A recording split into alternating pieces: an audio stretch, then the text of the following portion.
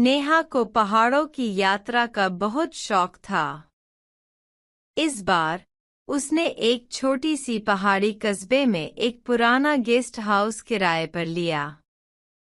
जगह सुंदर थी, लेकिन वहां के लोग अजीब थे। पहली ही रात जब नेहा बिस्तर पर थी, उसे धीमी धीमी सरसराहट सुनाई दी, जैसे कोई उसके कमरे के बाहर चल रहा हो।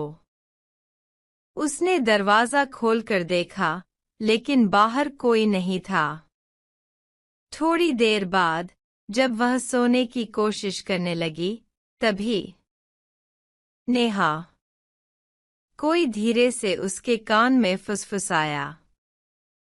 वह घबरा गई। उसने झटके से लाइट जलाई, लेकिन कमरे में वह अकेली थी। अगले दिन उसने गेस्ट हाउस के मालिक से पूछा, क्या यहाँ पहले भी कोई ठहरा था? मालिक ने अनमने भाव से जवाब दिया, हाँ, लेकिन वो लौट कर नहीं आए। नेहा का मन बेचैन हो गया। रात हुई और फिर वही आवाज आई, नेहा, मुझे बचाओ। अब उसे यकीन हो गया कि कुछ गड़बड़ है। उसने कमरे की दीवारों को गौर से देखा। एक कोने में हल्की सी दरार थी। जैसे ही उसने दीवार पर हाथ फेरा, एक ठंडी हवा का झोंका आया और दीवार से हल्की हल्की सिसकियों की आवाज आने लगी। नेहा ने तुरंत गेस्ट हाउस छोड़ दिया। बाद में पता चला कि सालों पहले उसी कमरे में एक लड़की रहस्यमय तरीके से गायब हो गई थी, और तब से अब तक हर रात उसकी आवाज गूंजती थी।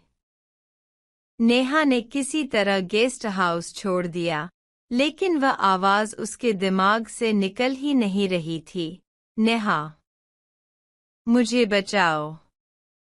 उसने ठान लिया कि इस रहस्य को सुलझाए बिना नहीं जाएगी।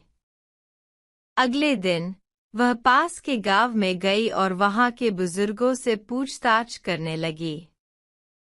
एक बूढ़ी औरत ने कांपती आवाज में बताया, बहुत साल पहले एक लड़की उस गेस्ट हाउस में ठहरी थी, लेकिन फिर एक रात वह गायब हो गई। लोगों ने बहुत खोजा, लेकिन उसका कोई निशान नहीं मिला। तो क्या हुआ उसके साथ? नेहा ने पूछा। बूढ़ी औरत ने धीरे से कहा, वो अब भी वहां है। नेहा के रोंगटे खड़े हो गए। रात के समय वह गेस्ट हाउस लौट गई और अपने कमरे की उसी दरार वाली दीवार को गौर से देखने लगी।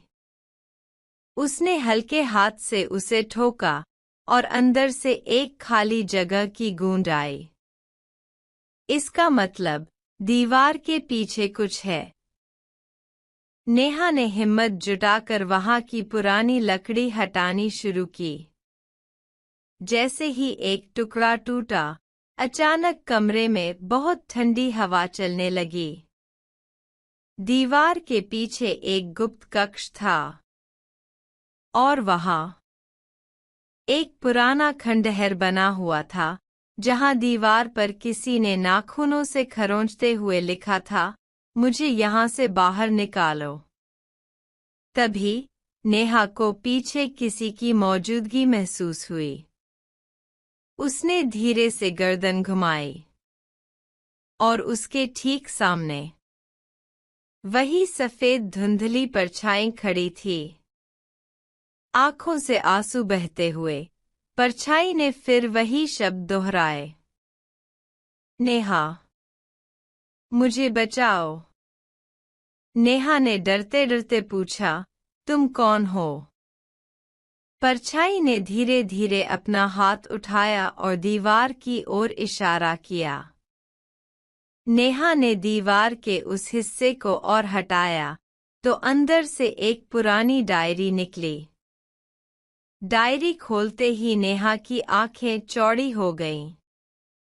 यह उस लड़की की डायरी थी जो सालों पहले यहाँ ठहरी थी। उसने अपनी आखिरी एंट्री में लिखा था, अगर कोई ये पढ़ रहा है तो जान लो, मैंने एक गलती कर दी। मैंने रात में उस आवाज को सुना और इसे अनदेखा किया, लेकिन अब यह मुझे जाने नहीं दे रही। अगर मैं मर भी जाऊं तो भी मेरी आत्मा इस कमरे में कैद रहेगी। नेहा ने घबराकर डायरी बंद कर दी। तभी परछाई ने धीरे धीरे मुस्कुराना शुरू किया और फिर धीरे धीरे गायब हो गई। अगली सुबह नेहा ने वह गेस्ट हाउस छोड़ दिया, लेकिन जाते जाते उसने एक आखिरी बार पीछे मुड़कर देखा। उसके कमरे की खिड़की से कोई उसे देख रहा था।